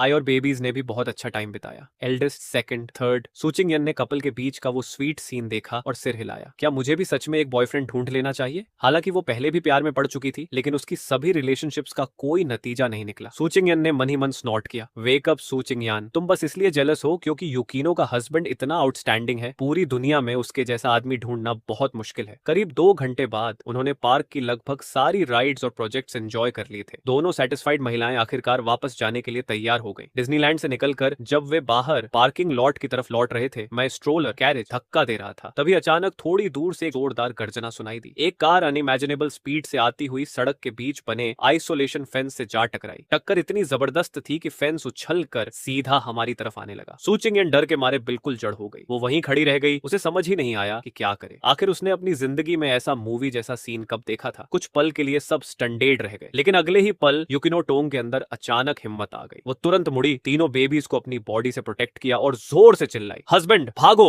मैंने बस एक बार ऊपर गिरते हुए फेंस की तरफ देखा। मैंने दांत भींचे, युकिनो टैंग और बेबीज के सामने आकर खड़ा हो गया। मैंने अपने घुटने हल्के से मोड़े और पूरी ताकत से छलांग लगा दी। मैं हवा में ऊंचा उछल गया। हवा में पहुंचते ही मैंने अपनी वेस्ट और एब्डोमेन की ताकत से बॉडी को घुमाया और एक जबरदस्त व्हिप किक मारी। मेरा पैर और वो भारी फेंस जोरदार तरीके से टकराए। टक्कर की भयानक ताकत तुरंत मेरे पैर में फैल गई। मेरे मुंह से हल्की सी दर्द भरी आवाज निकली। मेरा शरीर पीछे की तरफ उड़कर जमीन पर गिर गया, लेकिन मेरी किक की वजह से फेंस की गिरने की डायरेक्शन थोड़ा बदल गई। इसी पल आसपास मौजूद लोग भी आखिरकार होश में आए। अभी अभी जो सीन हुआ था वो बिल्कुल किसी सुपर हीरो मूवी जैसा था। उसे देखकर हर कोई शॉक में था। सो पावरफुल, ये तो कुंग फू है। युकिनो टोंग, जिसने डर के मारे अपनी आंखें बंद कर ली थीं, अब धीरे धीरे उन्हें खोला। वो हैरानी से मुझे देखने लगी। हस्बैंड आप? वो मुझे ऊपर से नीचे तक बिविल्डर्ड होकर देखने लगी। सो हैंडसम युकिनो। सू चिंगयान ने युकिनो टोंग का हाथ कसकर पकड़ लिया और बार बार बोली, युकिनो तुम्हारा हस्बैंड अभी कितना हैंडसम लग रहा था। उसने सिर्फ एक किक से उस इतने बड़े फेंस को दूर फेंक दिया। सू चिंगयन की बात सुनकर युकिनो टैंग को आखिर समझ आया कि अभी अभी क्या हुआ था। उसने मेरी तरफ देखा और घबराकर मेरी ओर दौड़ पड़ी। हस्बैंड आप ठीक हैं? युकिनो टैंग सीधे आकर मेरी बाहों में गिर गई और घबराई हुई नजरों से मुझे देखने लगी। हस्बैंड आपको क्या हुआ? कहीं चोट तो नहीं लगी? प्लीज मुझे मत डराइए। मैं मुस्कुराया और उसके सिर पर हाथ फेरा। मैं ठीक हूँ, बस मेरे पैर में थोड़ा दर्द है, शायद हल्का सा फ्रैक्चर हुआ है, बाद में हॉस्पिटल चलते हैं। मेरी ये बात सुनते ही युकिनो टैंग की आंखें लगभग भर आईं। फ्रैक्चर होने के बाद भी वो कह रहे हैं कि वो ठीक है। उसका हस्बैंड सिर्फ उसे और बच्चों को बचाने के लिए घायल हो गया था। मैं अभी युकिनो टैंग को शांत कराने ही वाला था कि अचानक मेरी आंखों में तेज किलिंग इंटेंट भर गया। कोई अफरा तफरी का फायदा उठाकर हमारे बच्चे को चुराने की कोशिश कर रहा था। मैं अचानक पूरी ताकत से दहाड़ा, स्काउंड्रल रुक जा। मेरी आवाज सुनकर आसपास के सभी लोग चौंक गए। उन्हें एक पल के लिए समझ ही नहीं आया कि हुआ क्या है। जिस आदमी ने अभी अभी एल्डेस्ट बेबी को उठाया था, उसका शरीर डर से कांप उठा, लेकिन अगले ही पल वो संभला और तुरंत बगल में खड़े इलेक्ट्रिक स्कूटर पर चढ़ गया। ये देखकर मेरे अंदर का गुस्सा बांट की तरह फूट पड़ा। मैंने अपने दाएं पैर के फ्रैक्चर की परवाह नहीं की। मैंने बाएं पैर से जमीन पर जोरदार किक मारी। अगले ही पल मेरा शरीर कैनन बॉल की तरह आगे निकल गया। बिजली जैसी स्पीड से मैं स्कूटर के पीछे पहुंच गया। मैंने स्कूटर का पिछला हिस्सा पकड़ लिया और अपने दाएं हाथ से पूरी ताकत लगा दी। अभी स्कूटर ने स्पीड पकड़नी भी शुरू नहीं की थी, लेकिन मैंने आदमी समेत पूरे स्कूटर को पीछे की तरफ घसीट लिया। वो आदमी सीधे जमीन पर गिर पड़ा। उसी समय हवा में उछलकर बाहर निकला एल्डेस्ट बेबी। मैंने तुरंत उसे अपनी बाहों में पकड़ लिया। मैंने एल्डेस्ट बेबी की तरफ देखा। छोटा सा बच्चा तो ये सब खेल समझ रहा था। वो बिल्कुल भी नहीं डरा था। मैंने उसी वक्त उस किडनैपर को पूरी तरह दबोच लिया। उसकी आंखों में सिर्फ डर और रहम की भीख मांगने वाली नजर थी। आज तो मैं गलत इंसान से टकरा गया। इसे सच में कुंग फू आता है। आसपास मौजूद लोग तुरंत हमें घेर कर खड़े हो गए। अभी कुछ ही मिनटों में जो कुछ हुआ था वो किसी फिल्म से कम नहीं था। एक फादर ने सुपर हीरो की तरह किक मारकर फेंस हटाया और फिर अकेले ही किडनैपर को पकड़ लिया। चारों तरफ लगातार हंगामा मचा हुआ था। उसी समय डिज्नीलैंड के सिक्योरिटी गार्ड्स भी वहां पहुंच गए। जब उन्हें पूरी घटना का पता चला तो पार्क का पर्सन इंचार्ज मुझे देखते ही पूरी तरह घबरा गया। मैं वॉल्ट डिज्नी के 12 डायरेक्टर्स में से एक था और इतनी बड़ी घटना वो भी उनके पार्क के एंट्रेंस पर हो गई थी। उसे लगा कि आज उसकी इतनी अच्छी जॉब तो गई। उसने गहरी सांस ली, भीड़ को हटाया और मेरे सामने आकर बोला, मिस्टर सतो, जो शौक आपको झेलना पड़ा उसके लिए मैं सिंसियरली माफी चाहता हूँ। हमने पुलिस और हॉस्पिटल दोनों को कांटेक्ट कर लिया है। क्या आप पहले अंदर जाकर थोड़ा रेस्ट करना चाहेंगे? मैंने ठंडी नजरों से जमीन पर पड़े किडनैपर को देखा। जरूरत नहीं, इस आदमी को तुम लोग हैंडल करो। हमें कुछ काम है, इसलिए हम पहले निकल रहे हैं। सब कुछ इतनी तेजी से हुआ था कि एक तरफ खड़ी सू चिंगयान अब जाकर पूरी तरह संभल पाई। वो युकिनो की तरफ देखकर बोली, युकिनो तुम्हारा हस्बैंड तो कमाल का है। उसके साथ होने पर कितना सेफ फील होता है। युकिनो टोंग ने भी गहराई से सिर हिलाया। वो सच में वही आदमी था जिसे उसने चुना था। इतना आउटस्टैंडिंग और इतना स्ट्रॉन्ग सेंस ऑफ सिक्योरिटी देने वाला। सू चिंगयान ने आह भरते हुए कहा, अब तो मेरा काम ही खत्म हो गया युकिनो। मैं फ्यूचर में बॉयफ्रेंड कैसे ढूंढूंगी? तुम्हारा हस्बैंड इतना आउटस्टैंडिंग है कि अब मैं उसी को स्टैंडर्ड बनाकर पार्टनर चुनूंगी। लगता है पूरी जिंदगी अकेले ही रहना पड़ेगा। फिर उसने अचानक मुस्कुराकर पूछा, वैसे तुम्हारे हस्बैंड का कोई डिफरेंट पेरेंट्स वाला ब्रदर है क्या? अगर है तो मुझे इंट्रोड्यूस करवा देना। इतना अच्छा इंसान बाहर वालों को क्यों देना? अगर वो तुम्हारे हस्बैंड जितना नहीं, सिर्फ उसका 1 टीथ भी हुआ तब भी मैं खुश रहूंगी। युकिनो टांग खिलखिलाकर हंस पड़ी। ऐसा मत कहो, वैसे भी ऐसा कोई नहीं है। मेरा हस्बैंड दुनिया में वन ऑफ अ काइंड है, क्योंकि मैंने फेंस को किक मारकर खुद को चोट पहुंचा ली थी। इसलिए कैंपस ब्यूटी युकिनो टोंग मुझे चेकअप के लिए हॉस्पिटल ले गई। रास्ते भर वो चिंता से पूछती रही, हस्बैंड बहुत दर्द हो रहा है? मैंने मुस्कुराते हुए उसके सिर पर हाथ फेरा। नहीं, बिल्कुल नहीं, टेंशन मत लो। तभी सू चिंगयान फिर से एक्साइटमेंट में बोली, युकिनो तुमने देखा ही नहीं, तुम्हारा हस्बैंड बिल्कुल मार्शल आर्ट्स मूवी के हीरो जैसा लग रहा था। वो हवा में जंप किया, फिर व्हिप किक मारकर इतना बड़ा फेंस उड़ा दिया। इतना कहते कहते उसने दोनों हाथ फैलाकर फेंस का साइज दिखाने करने की कोशिश की। युकिनो टैंग ने बेबस होकर सांस छोड़ी। बस भी करो, मुझे समझ आ गया, तुम ये बात कई बार बता चुकी हो। फिर उसने मेरी तरफ देखकर धीरे से कहा, आई एम सॉरी हस्बैंड, अभी मैं बेबीज पर ठीक से ध्यान नहीं रख पाई। मैंने नरमी से कहा, यह तुम्हारी गलती नहीं थी, सिचुएशन ही इतनी केओटिक थी। उस वक्त कोई भी होता तो यही होता, और सबसे जरूरी बात, बेबीज सुरक्षित है ना? ये सुनकर युकिनो धीरे से अपना सिर मेरे सीने पर टिकाकर मेरी खुशबू को महसूस करने लगी। साइड में खड़ी सू चिंगयान ने ये देखकर आंखें घुमा ली। उसी समय एक व्हाइट कोट पहने डॉक्टर रिपोर्ट लेकर हमारे पास आया। मिस्टर साटो, आपकी रिपोर्ट्स आ गई हैं। युकिनो तुरंत खड़ी हो गई। डॉक्टर, मेरे हस्बैंड का पैर ठीक है ना? डॉक्टर ने रिपोर्ट देखते हुए कहा, ज्यादा सीरियस नहीं है, सिर्फ एक स्लाइट हेयरलाइन फ्रैक्चर है। फिर उसने हैरानी से मेरी तरफ देखा। मिस्टर साटो,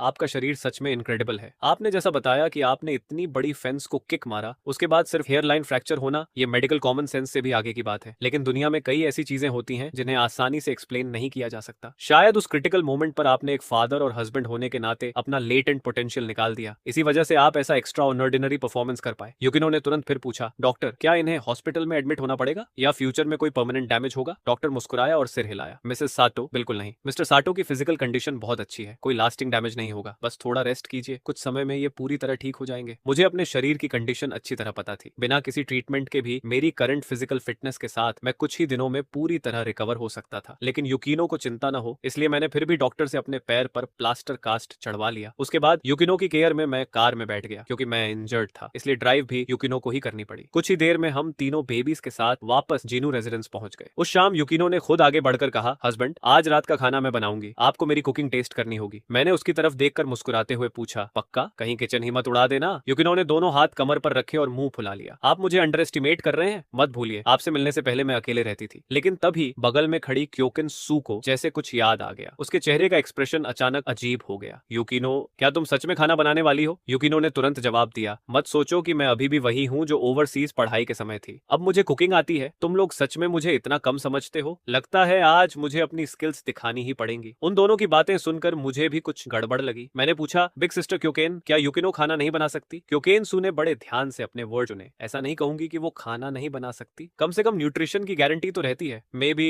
प्रॉबेबली, पॉसिबली। फिर उसने तुरंत हाथ हिलाया। Forget it, forget it. आज खाना मैं बना देती हूँ। पिछले 2 दिनों से मैं तुम्हारे घर रह रही हूँ, इसे उसी का पेमेंट समझ लेना। वैसे भी तुम्हारे यहाँ ओपन किचन है, अगर मैं कुछ वेस्टर्न फूड बनाऊं तो कोई प्रॉब्लम तो नहीं? मैं और युकिनो दोनों ने कहा कि हमें कोई ऑब्जेक्शन नहीं है। वैसे भी किसी और के हाथ का खाना खाना भी अच्छा ही था। तभी युकिनो अचानक एक्साइटमेंट में बोली, हस्बैंड, हस्बैंड, जल्दी आइए, आप ट्रेंडिंग लिस्ट पर आ गए हैं। मैं सोफा पर बैठा कुछ देर सोचा, फिर वीडियो साइट खोलकर कुछ कीवर्ड सर्च किए। जैसा मैंने सोचा था वैसा ही हुआ। कई ब्लॉगर्स पहले ही इस इंसिडेंट की वीडियोस अपलोड कर चुके थे। मैंने उनमें से एक वीडियो खोला, पूरा स्क्रीन कमेंट से भरा हुआ था। हर कमेंट में सिर्फ सरप्राइज ही सरप्राइज था। क्या यही लेजेंडरी 12वें टैन लेग है? बकवास, ये तो साफ मेरे फोशन शैडोलेस किक जैसा है। हो गया, अब ये बात छिप नहीं सकती कि सारे चाइनीज लोगों को कुंफू आता है। मैंने और युकिनो का शेयर्ड अकाउंट खोला, वहां जाकर देखा तो फॉलोअर्स की संख्या तेजी से बढ़ चुकी थी। अब हमारे लगभग 2 लाख फॉलोअर्स हो चुके थे। उसी समय युकिनो का फोन बज उठा। कॉल टीचर जांग का था। युकिनो ने कैजुअली कॉल रिसीव किया। दूसरी तरफ से टीचर जांग की एक्साइटेड आवाज आई, टीचर टोंग, ट्रेंडिंग लिस्ट पर जो आदमी है, क्या वो आपके हस्बैंड है? ये तो बहुत अमेजिंग है। सातों को देखकर तो वो इतने जेंटल लगते हैं, मुझे बिल्कुल उम्मीद नहीं थी कि वो ऐसे इंसान निकलेंगे। ये न्यूज इतनी तेजी से फैल गई। ओ माय गॉड, इतनी बड़ी घटना हो गई और मुझे पता भी नहीं चला। टीचर जियांग काफी देर तक एक्साइटमेंट में युकिनो से बातें करती रही। आखिरकार कॉल खत्म हुआ, लेकिन जैसे ही वो कॉल खत्म हुई तुरंत युआन तोमो का फोन आ गया। वो भी इंटरनेट पर वायरल हुई वीडियो कंफर्म करने के लिए कॉल कर रहा था। उसी समय मैंने देखा कि मेरी क्लास का वीचैट ग्रुप पूरी तरह एक्सप्लोड हो चुका था। हर कोई उसी इंसिडेंट की बात कर रहा था। कई लोग मुझे लगातार एड टैग भी कर रहे थे और दूसरी तरफ युकिनो अब भी लगातार वीडियो स्क्रॉल कर रही थी। वो नेटिजन्स के कमेंट्स बड़े ध्यान से पढ़ रही थी। कमेंट्स लगातार आ रहे थे, ये फादर कितना हैंडसम है। इतने हैंडसम लड़के पहले से मैरिड और 3 बच्चों के फादर क्यों होते हैं? लग्जरी अपार्टमेंट, लग्जरी कार, इतना रिच और इतना हैंडसम, इसने इतनी जल्दी शादी क्यों कर ली? वो मैं एक क्यूट गर्ल हूँ, मुझे इस हैंडसम गाय की सारी इन्फॉर्मेशन चाहिए। मैं इसे अपने पास ले जाऊंगी। मुझे तो तीनों बेबीज की स्टेप मदर बनने से भी प्रॉब्लम नहीं है। मैं अलग रीजन से आया हूँ, मैं इनसे सीखने आया हूँ। हाँ, सीखने। उसके बाद उसने एक डॉग इमोजी भी लगाया। युकिनो पूरी तरह कंफ्यूज्ड हो गई। ये लोग आखिर हैं कौन? सब मेरे हस्बैंड को मुझसे छीनना चाहते हैं। उसने दुखी चेहरा बनाकर मेरी तरफ देखा। हस्बैंड, अब आप फेमस हो गए हैं, इतने लोग आपको मुझसे छीनना चाहते हैं। अगर किसी ने आपको छीन लिया तो बच्चों के पास फादर नहीं रहेगा। मैं हंस पड़ा। कोई मुझे तुमसे अलग नहीं कर सकता। ये कोई दीवार का कोना नहीं है जिसे आसानी से हिला दिया जाए। ये तो 10,000 टन पाइलिंग मशीन से डाली गई फाउंडेशन है, इसे कौन हिला सकता है? इतना सुनते ही क्योकेनसू अपना पेट पकड़कर हंसने लगी। वो हंसते हंसते सोफा से नीचे गिर पड़ी। उसे पहले कभी एहसास नहीं हुआ था कि मैं इतना फनी भी हूँ। वो हंसते हुए बोली, बोली, तुम दोनों सच में बहुत फनी हो। क्या जरूरी है हर समय ऐसे फ्लर्ट करना? मैं यहाँ आउटसाइडर हूँ और तुम दोनों मेरे सामने ही रोमांस कर रहे हो या जानबूझकर मुझे जेलस कर रहे हो? मैंने मुस्कुराकर कहा, तो फिर तुम भी जल्दी किसी को ढूंढ लो। यूकिनो ने भी कहा, मुझे याद है जब हम ओवरसीज पढ़ते थे तब तुम्हारे पीछे काफी लड़के पड़े रहते थे। क्योंकि सू को लगा जैसे उसे करोड़ों पॉइंट्स का डैमेज मिल गया हो। उसने फैसला कर लिया कि अब वो इन दोनों से बहस नहीं करेगी। ये दोनों मिलकर उसे बहुत बुली कर रहे थे। मैंने यूकिनो की तरफ देखकर कहा, ऑल राइट वाइफ, टेंशन मत लो। इंटरनेट की ये पॉपुलैरिटी कुछ दिनों में अपने आप खत्म हो जाएगी। इस पर ज्यादा ध्यान देने की जरूरत नहीं है। क्योंकि सू ने एक बार यूकिनो को देखा, फिर मुझे देखा और उसे अचानक महसूस हुआ कि वो सच में थर्ड व्हील बन गई है। वो चुपचाप उठी, अपने गेस्ट रूम में गई और दरवाजा बंद कर लिया। Out of site, out of mind. उस रात मैं कास्ट की वजह से नहाने का सोच भी नहीं रहा था। तभी मैंने देखा कि यूकिनो का चेहरा हल्का सा लाल हो गया। वो धीरे से बोली, हस्बैंड, क्या मैं आपकी बैक वाइप कर दूं? इतना पसीना लेकर सोना कंफर्टेबल नहीं होगा। आपके पैर में कास्ट है इसलिए पानी नहीं लग सकता, इसलिए मैंने सोचा मैं आपकी हेल्प कर दूं। फिर उसने जल्दी से कहा, हस्बैंड ज्यादा मत सोचिए, मैं आपके 8 पैक एब्स देखने के लिए ऐसा नहीं कह रही। अपनी वाइफ को इतना थॉटफुल देखकर मैं मन ही मन खुश हो गया। मैंने कहा, मैं खुद कर सकता हूँ। लेकिन यूकिनो ने धीरे से मेरा हाथ पकड़ लिया। हस्बैंड, मुझे ये सब करने दीजिए। वो हल्का सा नखरा करते हुए बोली। अगर वो मेरी केयर नहीं करती तो उसे लगता कि वो एक अच्छी वाइफ नहीं है। उसकी उदास आंखें देखकर मैं मना नहीं कर पाया। आखिर मैंने उसकी बात मान ली। सच कहूं तो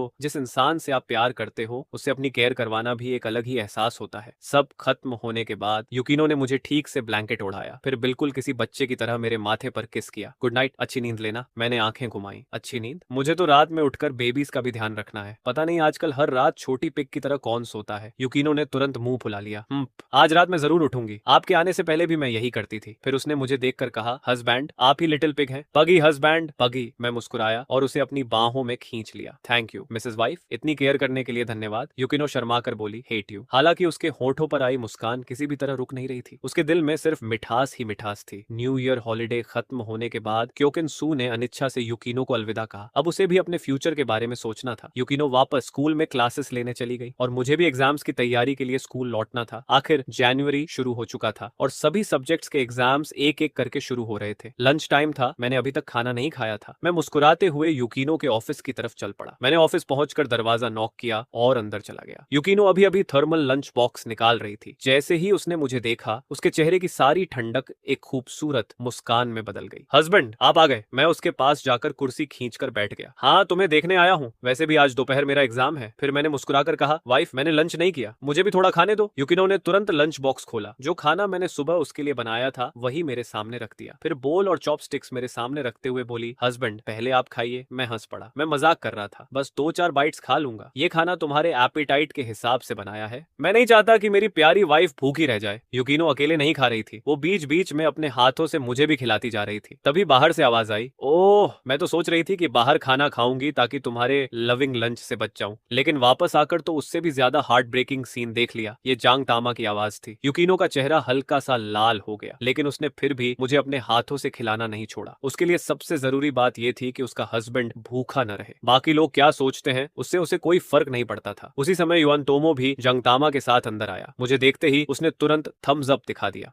हीरो डैड, हेलो, क्या मुझे आपका ऑटोग्राफ मिल सकता है? टीचर युआन, ऐसी बातों से मुझे मत छेड़िए। कल जो मैंने किया था वो पहले ही न्यूज में आ चुका है और स्कूल के सभी टीचर्स और स्टूडेंट्स उसे देख चुके हैं। युआन टोमो ने सिर हिलाया और गंभीर होकर कहा, न्यूज मैंने सब देखा है। मुझे उम्मीद नहीं थी कि सातो इतना पावरफुल होगा। क्या तुमने पहले कभी कुंफू सीखा था? मैं मुस्कुराया। मैं तो बस अक्सर एक्सरसाइज करता हूँ और मेरी बॉडी अच्छी है। मैंने कोई कुंफू नहीं सीखा। मेरी बात सुनकर यूमी के मन में एक पल के लिए शक पैदा हुआ। क्या उसका हस्बैंड सच में अक्सर एक्सरसाइज करता है? उसने तो उसे कभी ऐसा करते नहीं देखा। दूसरी तरफ जांग तामा खुद को रोक नहीं पाई और बोली, ये सिर्फ अच्छी बॉडी होने से एक्सप्लेन नहीं किया जा सकता है ना? सच बताओ, क्या तुम कोई लेजेंडरी मार्शल आर्ट्स मास्टर हो? मैंने सिर हिलाया। इस दुनिया में कोई मार्शल आर्ट्स मास्टर नहीं होते। तुम्हें साइंस पर भरोसा करना चाहिए। साइंस पर भरोसा करो। मार्शल आर्ट्स मास्टर जैसी कोई चीज नहीं होती। जांग तामा ने पलकें झपकाई। अभी थोड़ी देर पहले तो तुम लाइट फुट स्किल्स से उड़कर ऊपर चले गए थे। जांग तामा उम्र में ज्यादा बड़ी नहीं थी, बिल्कुल यूमी की तरह। वह भी स्कूल की सबसे यंग टीचर्स में से एक थी। उसका स्वभाव भी स्टूडेंट्स जितना ही लाइवली था। मैं इस टॉपिक पर ज्यादा बात नहीं करना चाहता था। ऑफिस में यूमी के साथ कुछ देर बातें करने के बाद मैंने उसे गुड बाय कहा और वहां से निकल गया। एग्जाम्स खत्म होने के बाद आखिरकार स्कूल में छुट्टियां हो गई। मैं और यूमी तीनों बेबीज को लेकर प्लेन से वापस सिचुआन जाने के लिए निकल पड़े। उसी समय सिस्टम की आवाज मेरे दिमाग में गूंजी, कंग्रेचुलेशंस टू द होस्ट, आपने बेबीज के साथ अपनी पहली फ्लाइट सक्सेसफुली कंप्लीट कर ली है। रिवॉर्ड, प्रोफिशिएंसी इन पायलटिंग ऑल व्हीकल्स और एक private gulf stream G650 jet. मुझे अभी तक यूमी को यह खुशखबरी बताने का मौका भी नहीं मिला था कि तभी अचानक पूरा प्लेन जोर से हिल गया। इतने तेज झटके से सभी पैसेंजर्स डर गए। मेरा चेहरा तुरंत बदल गया। सबसे पहले मैंने फ्लाइट अटेंडेंट द्वारा पहले दिए गए चाइल्ड सेफ्टी सीट्स की तरफ देखा। तसल्ली हुई कि तीनों बेबीज पूरी तरह सेफ थे। यूमी ने डर के मारे मेरा हाथ कसकर पकड़ लिया। उसका चेहरा पूरी तरह पीला पड़ चुका था। हस्बैंड, अब हम क्या करें? मैंने उसे शांत करने की कोशिश की। डोंट वरी, सब ठीक होगा, कुछ नहीं होगा। मैंने ऊपर देखा, वही फ्लाइट अटेंडेंट जो कुछ देर पहले लगभग गिर गई थी, किसी तरह खुद को संभाल रही थी। मैंने पूछा, क्या हुआ? उसी समय केबिन में लगातार 3 सायरन बज उठे। फ्लाइट अटेंडेंट जल्दी से बोली, आई एम सॉरी सर, हमारा प्लेन स्ट्रॉन्ग टर्बुलेंस में फंस गया है। लेकिन उसकी बात पूरी भी नहीं हुई थी कि प्लेन फिर से पहले से भी ज्यादा जोर से हिल गया। अब तो एक आम इंसान भी समझ सकता था कि ये सिर्फ टर्बुलेंस नहीं था, प्लेन क्रैश होने की स्थिति में पहुंच चुका था। चीफ फ्लाइट अटेंडेंट लड़खड़ाते हुए सीटों का सहारा लेकर खड़ी हुई और जोर से सभी पैसेंजर्स से बोली, सभी लोग तुरंत अपनी सीट पर बैठ जाइए और सीट बेल्ट बांध लें। इतना कहकर वह किसी तरह कॉकपिट की तरफ बढ़ी। कॉकपिट के दरवाजे तक पहुंचकर उसने पासवर्ड डाला और दरवाजे पर लगी टीवी स्क्रीन की तरफ देखा। अगले ही पल स्क्रीन पर कॉकपिट के अंदर का दृश्य दिखाई दिया। स्क्रीन देखते ही चीफ फ्लाइट अटेंडेंट का चेहरा पूरी तरह सफेद पड़ गया। दोनों पायलट्स कंट्रोल पैनल पर झुके हुए बेहोश पड़े थे और उससे भी ज्यादा भयानक बात, को पायलट की तरफ वाली विंडशील्ड में एक बहुत बड़ा छेद हो चुका था। कॉकपिट के अंदर एक अजीब दिखने वाले पक्षी की लाश पड़ी थी। प्लेन एक बर्ड से टकरा गया था। चीफ फ्लाइट अटेंडेंट के दिल में पूरी तरह निराशा भर गई। फ्लाइट रूट बहुत सोच समझकर चुना गया था। थ्योरी के अनुसार इतनी ऊंचाई पर पक्षियों का पहुंचना लगभग नामुमकिन होता है, लेकिन बहुत ही रेयर केसेस में ऐसा हो सकता था। मैंने भी टीवी पर कॉकपिट का वही दृश्य देख लिया। मैंने दांत भींच लिए और बिना एक पल गंवाए अपनी सीट बेल्ट खोलकर आगे की तरफ दौड़ पड़ा। मैंने जोर से कहा, तुम जाकर बेबीज का ध्यान रखो। मैं लड़खड़ाते हुए चीफ फ्लाइट अटेंडेंट के पास पहुंचा और चिल्लाया, मैं प्लेन उड़ा सकता हूं। उस पल मुझे किसी और चीज की परवाह नहीं थी। जिस औरत से मैं प्यार करता था, मेरे तीनों बेबी सब उसी प्लेन में थे। मुझे आगे आना ही था। आप प्लेन उड़ा सकते हैं? चीफ फ्लाइट अटेंडेंट की आंखों में, जो अभी तक पूरी तरह निराश थी, अचानक उम्मीद की एक किरण दिखाई दी। इमरजेंसी की इस घड़ी में उसके पास सोचने का समय नहीं था। वह तुरंत जमीन से उठी, कॉकपिट के दरवाजे तक पहुंची और ओपनिंग पासवर्ड डाल दिया। उसने मेरी तरफ देखकर कहा, सर प्लीज, आपको यह जरूर करना होगा। मैंने सिर हिलाया। फिर मैंने कॉकपिट के दरवाजे का हैंडल पूरी ताकत से पकड़ लिया ताकि लॉक खुलने के बाद अंदर और बाहर के एयर प्रेशर के फर्क से मैं संतुलन न खो दूं। अपने पूरे शरीर की ताकत लगाकर मैंने दरवाजे को कसकर पकड़े रखा। फिर मैंने पीछे देखकर कहा, जल्दी जाओ, बेबीज का ध्यान रखो। चीफ फ्लाइट अटेंडेंट किसी तरह वापस मेरी सीट तक पहुंची। उसने सीट बेल्ट बांधी और यूमी के साथ मिलकर तीनों बेबीज को अपनी बाहों में सुरक्षित कर लिया। उधर यूमी की आंखों से आंसू लगातार बह रहे थे। वह कुछ कहना चाहती थी, लेकिन उसके पास शब्द ही नहीं थे। वह जानती थी कि उसका हस्बैंड एक बहुत ही खतरनाक काम करने जा रहा है, लेकिन उसके अलावा कोई दूसरा रास्ता भी नहीं था। मैंने उसकी तरफ देखकर जोर से कहा, वाइफ, मुझ पर भरोसा करो, मैं जरूर वापस आऊंगा। तुम्हारे और बेबीज के लिए मैं ये जरूर कर सकता हूँ। फिर मैंने सबको चेतावनी दी, सावधान, मैं दरवाजा खोलने जा रहा हूँ। मेरी बात सुनते ही आसपास के सभी पैसेंजर्स और फ्लाइट अटेंडेंट्स तुरंत नीचे झुक गए। सबने अपने सिर दोनों हाथों से ढक लिए और पूरे शरीर को कसकर पकड़ लिया। मैंने पूरी ताकत से कॉकपिट का दरवाजा खोल दिया। दरवाजा खुलते ही अंदर और बाहर के एयर प्रेशर का भारी अंतर पैदा हुआ। पूरा प्लेन एक बार फिर जोर से कांप उठा। तेज गर्जना करती हवा फर्स्ट क्लास केबिन में घुस आई और कुछ ही सेकंड में पूरे केबिन में फैल गई। पीछे इकोनॉमी क्लास में भी पूरी तरह अफरा तफरी मच गई। पैसेंजर्स डर के मारे चीखने लगे। फ्लाइट अटेंडेंट्स पूरी कोशिश कर रहे थे कि किसी तरह उन्हें शांत कर सके। मैंने दांत भींच लिए। अपने दोनों हाथों की पूरी ताकत लगाकर खुद को संभालते हुए मैं किसी तरह कॉकपिट के अंदर घुस गया। धड़ाम! अगले ही पल कॉकपिट का दरवाजा बंद हो गया। तभी जाकर कैबिन के अंदर की स्थिति थोड़ी शांत हुई। उधर यूमी आंसू बहाते हुए तीनों बेबीज को अपनी छाती से लगाए हुए थी। वह मन ही मन लगातार प्रार्थना कर रही थी। हस्बैंड कॉकपिट के अंदर पहुंचते ही मेरे सामने जो दृश्य था, उसे देखकर मैं एक पल के लिए स्तब्ध रह गया। जिस पक्षी से इतनी ऊंचाई पर एयरलाइनर टकराया था, उसने को पायलट की विंडशील्ड को पूरी तरह तोड़ दिया था। मैंने जल्दी से चारों तरफ नजर दौड़ाई। दोनों पायलट्स कंट्रोल पैनल पर झुके हुए बेहोश पड़े थे। वे अभी जिंदा थे या नहीं, मुझे बिल्कुल पता नहीं था। मैंने पूरी ताकत से तेज हवा के दबाव का सामना किया। उस समय मेरे पास किसी और चीज के बारे में सोचने का समय नहीं था। मैंने धीरे से कैप्टन की सीट बेल्ट खोली और तुरंत पायलट की सीट पर बैठ गया। फिर मैंने दोनों हाथ प्लेन के कंट्रोल स्टिक पर रख दिए। सिस्टम ने मुझे ऑल व्हीकल्स पायलटिंग प्रोफिशिएंसी दी थी। एक सिविल एयरलाइनर तो छोड़िए, अगर इस समय मुझे कोई स्पेस शटल भी दे देता तो मैं उसे भी उड़ा सकता था। लेकिन उसी समय प्लेन बहुत तेजी से नीचे गिर रहा था और उसके नीचे पहाड़ों की रिज बेहद तेजी से पास आती जा रही थी। मैंने दोनों हाथों से कंट्रोल स्टिक पूरी ताकत से अपनी तरफ खींच लिया। ऊपर उठो! मेरे कंट्रोल में आते ही प्लेन ने आखिरकार अपना नोज ऊपर उठाना शुरू कर दिया। मेरे दिल से राहत की एक सांस निकली। किस्मत अच्छी थी कि सिर्फ को पायलट की विंडशील्ड टूटी थी। प्लेन के सभी इंजन अभी भी पूरी तरह नॉर्मल काम कर रहे थे। यही हमारी सबसे बड़ी उम्मीद थी। दूसरी तरफ कैबिन में जैसे ही चीफ फ्लाइट अटेंडेंट ने महसूस किया कि प्लेन फिर से ऊपर चढ़ने लगा है, उसकी आंखों से खुशी के आंसू निकल पड़े। वह बुदबुदाई, उस आदमी ने सच कहा था, उसे सच में प्लेन उड़ाना आता है, हम सब बच जाएंगे। उसी समय ये प्रोविंस ग्राउंड एविएशन एडमिनिस्ट्रेशन में, जहां हमारे प्लेन की निगरानी की जा रही थी, एयर ट्रैफिक कंट्रोलर अचानक स्क्रीन देखकर चौंक गया। उसने देखा कि कोऑर्डिनेट मैप पर प्लेन की अल्टीट्यूड और रूट बहुत तेजी से बदल रहे थे। उसने तुरंत माइक्रोफोन उठाया। चाइना एयर 6, चाइना एयर 6, यहाँ ई प्रोविंस ग्राउंड एविएशन एडमिनिस्ट्रेशन बोल रहा है। अगर आप सुन सकते हैं तो जवाब दीजिए। रडार पर साफ दिखाई दे रहा था कि प्लेन लगातार नीचे गिर रहा था, लेकिन कोई जवाब नहीं आया। कंट्रोलर तुरंत समझ गया कि कुछ बहुत गंभीर गड़बड़ है। वह जोर से चिल्लाया, डायरेक्टर डायरेक्टर, कुछ गड़बड़ है। ड्यूटी पर मौजूद डायरेक्टर मेट जोन तुरंत उसकी तरफ मुड़े। कंट्रोलर ने जल्दी जल्दी कहा, डायरेक्टर, चाइना एयर 6 अपने रूट से हट चुका है। उसकी एल्टीट्यूड तेजी से गिर रही है और क्रू से कोई संपर्क नहीं हो पा रहा। मेट जोन का चेहरा गंभीर हो गया। उन्होंने खुद कम्युनिकेशन शुरू किया। कुछ ही सेकंड बाद जब उन्होंने प्लेन की अब नॉर्मल और तेजी से गिरती एल्टीट्यूड देखी तो उनकी भी सांस अटक गई। कुछ बहुत गलत हो गया है। उधर आसमान में मैं टूटी हुई विंडशील्ड से अंदर आती बर्फ जैसी ठंडी हवा का सामना करते हुए पूरी ताकत से प्लेन को कंट्रोल कर रहा था। 10,000 मीटर्स की ऊंचाई पर टेम्परेचर बेहद कम होता है। अगर मेरी फिजिकल फिटनेस एक नॉर्मल इंसान से कई गुना बेहतर न होती तो शायद इतनी ठंड और तेज हवा की वजह से मैं अब तक बेहोश हो चुका होता। चारों तरफ सिर्फ तेज हवा की सीटी जैसी आवाज गूंज रही थी। इसी शोर के बीच मुझे अपने हेडसेट में ग्राउंड कंट्रोल की आवाज हल्की हल्की सुनाई दी। मैं तुरंत समझ गया प्लेन अब सिचुआन तक नहीं पहुंच सकता। सबसे नजदीकी ऑप्शन सिर्फ ई प्रोविंस की कैपिटल में इमरजेंसी लैंडिंग करना था। लेकिन एक और बड़ी समस्या थी। प्लेन में सिचुआन तक की उड़ान के हिसाब से पूरा फ्यूल भरा हुआ था। अगर इतनी फ्यूल के साथ लैंडिंग की जाती तो ये ओवरवेट लैंडिंग होती, जो बेहद खतरनाक थी। मैंने बिना देर किए इमरजेंसी कोड 7700 सेट कर दिया। ये कोड इस बात का सिग्नल था कि प्लेन इमरजेंसी में है। उसी समय ग्राउंड कंट्रोल सेंटर ने तुरंत ये कोड डिटेक्ट कर लिया। मेट जून, जो अब तक बेहद तनाव में थे, थोड़ा राहत महसूस करने लगे। उन्होंने कहा, इमरजेंसी कोड सेट किया गया है। इसका मतलब क्रू पूरी तरह इनकैपेसिटेटेड नहीं है। फिर उन्होंने तुरंत आदेश दिया, लगातार कांटेक्ट करते रहो और आसपास उड़ रहे दूसरे एयरक्राफ्ट को भी चाइना एयर 6 से संपर्क करने के लिए कहो। स्काई में इमरजेंसी कोड 7700 सेट करने के बाद भी मेरे सामने एक बहुत बड़ी समस्या बाकी थी। हम लगभग 10,000 मीटर की ऊंचाई पर थे। एयरक्राफ्ट इंस्ट्रूमेंट्स की मदद के बिना रॉट देखना लगभग नामुमकिन था। मुझे बिल्कुल नहीं पता था कि प्लेन इस समय कहां तक पहुंच चुका है। ओरिजिनल फ्लाइट प्लान सिचुआन का था, अब उसका इस्तेमाल नहीं किया जा सकता था। फ्लाइट प्लान बदलना ही पड़ेगा। मैंने रेडियो पर संपर्क किया। China air 6, request to change flight plan, request emergency landing at the capital airport of E province. कुछ ही पल बाद जवाब आया, अप्रूव्ड। उधर ग्राउंड पर मेट जून का चेहरा अब भी तनाव से भरा हुआ था। उन्हें पता था कि सबसे मुश्किल समय अभी बाकी है। जब मुझे फ्लाइट प्लान अप्रूवल मिला तो मैंने राहत की सांस ली। अच्छी बात यह थी कि प्लेन के बाकी सभी इंस्ट्रूमेंट्स और सिस्टम्स अभी भी नॉर्मल काम कर रहे थे। इससे मेरा काम काफी आसान हो गया। अब जाकर मुझे रेडियो का जवाब देने का मौका मिला, लेकिन टूटी हुई विंडशील्ड से आती तेज हवा कम्युनिकेशन में बहुत ज्यादा डिस्टर्बेंस पैदा कर रही थी। मैं पूरी ताकत से चिल्लाया, ई प्रोविंस, चाइना एयर 6। उस समय मैं अकेला ही चाइना एयर 6 को मौत के मुंह से बाहर निकालने की कोशिश कर रहा था। केबिन के अंदर चीफ फ्लाइट अटेंडेंट लगातार यूमी को दिलासा दे रही थी, डोंट वरी, हम सब ठीक रहेंगे। यूमी ने तीनों बेबीज को अपनी छाती से और भी कसकर लगा लिया। उसकी आंखों में आंसू भरे हुए थे। उसने धीरे से सिर हिलाया। उसके लिए मैं और बेबीज का हीरो था। जिस दिन से मैं उसकी और बेबीज की जिंदगी में आया था, मैं हमेशा उनके लिए हवा और बारिश से बचाने वाला एक हार्बर बनकर खड़ा रहा। और आज मैं एक बार फिर हीरो बनकर उनके सामने खड़ा था। लेकिन इस बार मेरे कंधों पर सिर्फ हमारा छोटा सा परिवार नहीं, बल्कि प्लेन में बैठे 100 से भी ज्यादा पैसेंजर्स की जिंदगी भी थी। यूमी ने मन ही मन प्रार्थना की, हस्बैंड तुम जरूर सफल हो जाओ। उसे मुझ पर पूरा भरोसा था। ग्राउंड पर पूरा इमरजेंसी सिस्टम एक्टिवेट हो चुका था। सिक्योरिटी, फायर डिपार्टमेंट, हॉस्पिटल, सबको अलर्ट कर दिया गया था। अगर चाइना एयर 6 के साथ कोई एक्सीडेंट होता तो तुरंत रेस्क्यू शुरू किया जा सके। उधर स्काई में मैं प्लेन को जेंगचंग एयरपोर्ट की तरफ ले जा रहा था, लेकिन तभी मेरी नजर फ्यूल गेज पर पड़ी। मैंने हल्का सा सिर हिलाया। प्लेन में अभी भी आधे से ज्यादा फ्यूल बचा हुआ था। ऐसी हालत में लैंडिंग करना यानी ओवरवेट लैंडिंग करना, जो प्लेन के लिए बहुत बड़ा सेफ्टी रिस्क था। मैंने जल्दी से चेक किया, लेकिन सिर दर्द होने लगा। इस प्लेन में एरियल फ्यूल डंपिंग सिस्टम ही नहीं था, मतलब हवा में फ्यूल गिराने का कोई तरीका नहीं था। इसलिए मेरे पास सिर्फ एक ही रास्ता बचा। फ्यूल ज्यादा नहीं था। अगर मैं कुछ देर तक प्लेन को सर्कल कराऊं तो एक्स्ट्रा फ्यूल खुद ही बर्न हो जाएगा। उसी समय रेडार पर मुझे 2 एयरक्राफ्ट अपनी तरफ आते हुए दिखाई दिए। फिर रेडियो से आवाज आई, China air 6, this is the central theatre air force. हमें आपको एस्कॉर्ट करने का आदेश मिला है। ये सुनते ही मैं सब समझ गया। नॉर्मली एयरफोर्स के फाइटर जेट सिविल एयरलाइनर के रडार पर दिखाई नहीं देते। अगर वे साफ दिखाई दे रहे थे तो इसका मतलब था कि उन्होंने जानबूझकर अपना स्टेल्थ सिस्टम बंद कर दिया था। अगले ही पल मैंने अपनी दोनों तरफ चाइना के सबसे एडवांस्ड फाइटर जेट्स को उड़ते हुए देखा। मेरी नजर इतनी तेज थी कि मैं कॉकपिट के अंदर बैठे पायलट को मेरी तरफ थम्स अप करते हुए भी देख सकता था। उसी समय मुझे एस्कॉर्ट कर रहे दोनों एयरफोर्स पायलट्स ने भी आखिरकार कॉकपिट के अंदर की स्थिति साफ देख ली। दोनों एक साथ हैरान रह गए। टूटी हुई विंडशील्ड, 10,000 मीटर्स की ऊंचाई, बेहद कम टेम्परेचर, लो प्रेशर, लो ऑक्सीजन, इतनी खराब परिस्थितियों के बावजूद मैं पूरी तरह शांत रहकर प्लेन को कंट्रोल कर रहा था। मेरे शरीर शरीर को देखकर तो ऐसा भी नहीं लग रहा था कि मुझ पर कोई असर पड़ा हो। दोनों में से एक पायलट खुद को रोक नहीं पाया और बोला, ये भाई तो सच में बहुत ही फियर्स आदमी है। इतनी अच्छी ट्रेनिंग पाने वाले एयरफोर्स पायलट्स भी शायद ऐसी हालत में ये काम न कर पाते, और मैं इतनी मुश्किल सिचुएशन में भी आराम से उन्हें हैंड जेस्चर्स दिखा रहा था। तभी पायलट ने ध्यान दिया कि मैं जो जेस्चर कर रहा था वो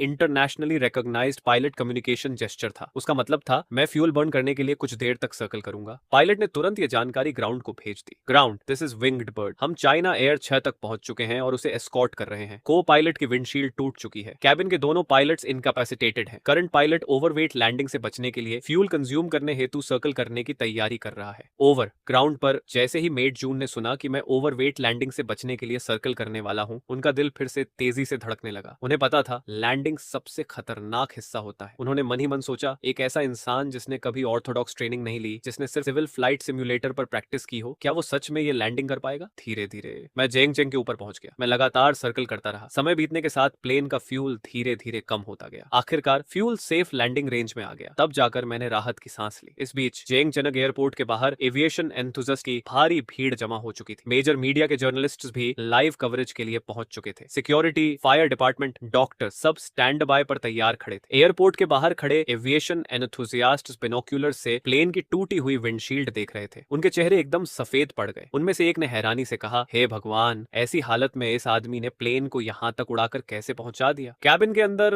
3 वार्निंग अलार्म्स बजते ही चीफ फ्लाइट अटेंडेंट ने कैबिन कंट्रोल पोजीशन पर खड़ी दूसरी फ्लाइट अटेंडेंट को इशारा किया। उसने दीवार से लटका माइक्रोफोन उठाया और पूरे केबिन में अनाउंस किया, अटेंशन ऑल पैसेंजर्स, प्लेन अब इमरजेंसी लैंडिंग करने वाला है। कृपया सभी लोग नीचे झुक जाएं और अपना सिर नीचे रखें। मैंने लैंडिंग की तैयारी शुरू कर दी। मैंने धीरे धीरे विंग्स के स्पीड ब्रेक्स खोल दिए। बहुत सावधानी से प्लेन की स्पीड थोड़ा थोड़ा कम करने लगा। मेरे कंट्रोल में तेज रफ्तार से उड़ रहा प्लेन आखिरकार धीरे धीरे डिसेलरेट होने लगा। ग्राउंड पर मौजूद हर इंसान की नजर रनवे पर दौड़ते चाइना एयर 6 पर टिकी हुई थी। रनवे लगभग खत्म होने वाला था। अगर प्लेन समय पर नहीं रुका तो वो रनवे से बाहर निकल जाएगा। बहुत से लोग मन ही मन चाइना एयर 6 के लिए प्रार्थना कर रहे थे। आखिरकार जब प्लेन रनवे के बिल्कुल आखिरी हिस्से तक पहुंचने ही वाला था, वो पूरी तरह रुक गया। कुछ सेकंड की खामोशी के बाद पूरा एयरपोर्ट जोरदार तालियों और खुशी की आवाजों से गूंज उठा। एम्बुलेंस तुरंत प्लेन के पास पहुंच गई। कार के दरवाजे खुले। अनगिनत डॉक्टर्स स्ट्रेचरर्स और फर्स्ट एड किट्स लेकर दौड़ पड़े। एक रिपोर्टर जो लाइव स्ट्रीमिंग कर रहा था तुरंत बोलने लगा, प्रिय दर्शकों, पूरे समाज की नजर जिस चाइना एयर 6 पर थी, उसने अभी सफलतापूर्वक इंटरनेशनल एयरपोर्ट पर इमरजेंसी लैंडिंग कर ली है। केबिन के अंदर प्लेन पूरी तरह रुकते ही यूमी को किसी और चीज की परवाह नहीं रही। उसने तुरंत तीनों बेबीज को सीट पर रखा, सीट बेल्ट खोली और लड़खड़ाते हुए कॉकपिट की तरफ दौड़ पड़ी। जल्दी की वजह से उसका माथा भी दरवाजे से टकरा गया, लेकिन उसने दर्द की बिल्कुल परवाह नहीं की। वह लगातार कॉकपिट का दरवाजा पीटते हुए रोने लगी। हस्बैंड, हस्बैंड, तुम कैसे हो? उधर कॉकपिट के अंदर मैं कुछ पल तक रुके हुए प्लेन को खाली नजरों से देखता रहा। बाहर फायर ट्रक्स और एम्बुलेंसेस के सायरन्स लगातार पास आते जा रहे थे। मैं कुछ देर के लिए बिल्कुल स्तब्ध रह गया। सिस्टम ने मुझे पाइलिंग स्किल्स जरूर दी थी, लेकिन मैंने कभी नहीं सोचा था कि 10,000 मीटर की ऊंचाई से टूटी हुई विंडशील्ड वाले प्लेन को मैं सचमुच सुरक्षित नीचे उतार दूंगा। बाहर से यूमी की रोती हुई आवाज लगातार आ रही थी, हस्बैंड, हस्बैंड, दरवाजा खोलो।